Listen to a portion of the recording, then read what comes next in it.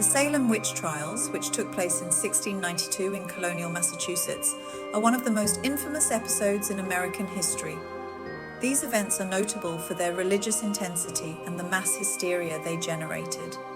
The Salem Witch Trials of 1692 and the Dancing Plague of 1518, in my previous video, are striking examples of how mass hysteria and societal pressures can lead to bizarre and tragic outcomes. The Salem Witch Trials led to the execution of 20 people, mostly women, and the imprisonment of many others. Here is a detailed narrative of the events and the context in which they occurred. Arriving in Massachusetts Bay Colony, the Puritans conformed to a strict Calvinist religion.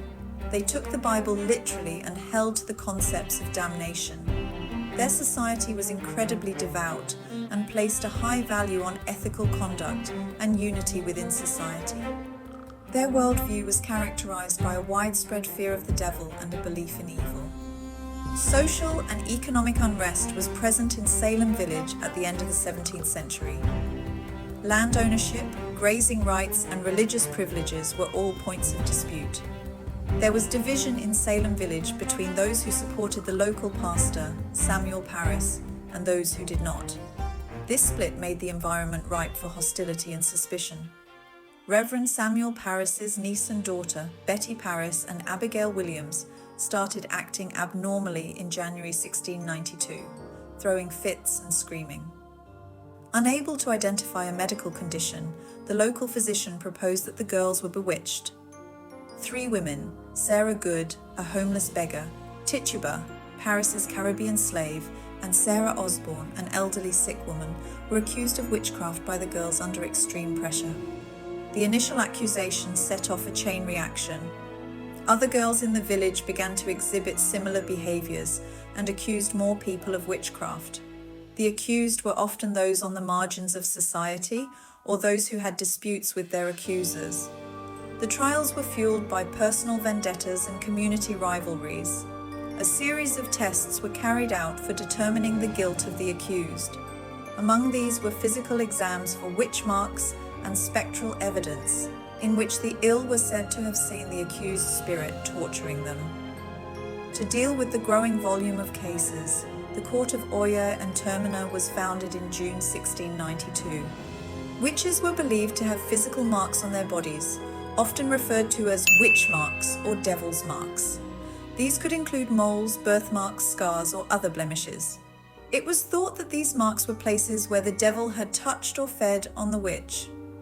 Examiners, often midwives or other women, would strip the accused and search their bodies for such marks. Spectral evidence was based on the belief that witches could send out their spirits, or spectres, to torment others. The afflicted would claim to see the apparition or spectre of the accused harming them, even if the accused was physically elsewhere. This type of evidence was highly controversial because it was entirely subjective and based on visions or dreams. This test was based on the idea that a witch's touch could cause a victim's fits or symptoms to stop. During this test, the afflicted person would be blindfolded and then touched by several people, including the accused witch. If the victim's symptoms ceased upon being touched by the accused, it was taken as proof of witchcraft. In the swimming test, sometimes referred to as ducking, the accused's wrists and feet were bound, and they were submerged in water to determine whether they would float or sink. Witches were said to float because the water would reject them since they had rejected baptism. On the other hand, they were regarded as innocent if they sank, and frequently drowned. Although it was not frequently employed in Salem and was incredibly risky, this test had been applied during past witch trials. The accused was required to recite passages from Scripture, including the Lord's Prayer, without hesitation or mistakes as part of this test. Witches were thought to be in collaboration with the devil and thus incapable of pronouncing holy words accurately. The smallest mistake could be interpreted as confirmation of witchcraft. Rye flour was mixed with the affected people's urine to make a witch cake. After that, this cake was given to a dog whose response was said to be able to identify the witch. This approach was based on the theory of sympathetic magic, which held that the dog could inherit the victim-witness connection. Many suspected witches were forced to confess, sometimes by means of pain or force. Although confessions achieved in this way were frequently unreliable, they were nevertheless used against the accused and other parties connected to the confessions. Evidence included the testimonies of friends, family, and neighbors. Accounts of events such as these may describe odd behavior, unexplained incidents, or arguments with the accused that were blamed on witchcraft. These techniques reflect the era's extremely fear-based and superstitious psyche. During the Salem Witch Trials, many innocent people were wrongfully convicted and executed due to a lack of due process and a reliance on illogical and cruel tests. On June 10, 1692, Bridget Bishop became the first person to stand trial and be put to death. Her execution set a standard for the trials that followed. Respected old Rebecca Nurse frightened and horrified many with her conviction and execution in July 1692, raising doubt on the legitimacy of the hearings.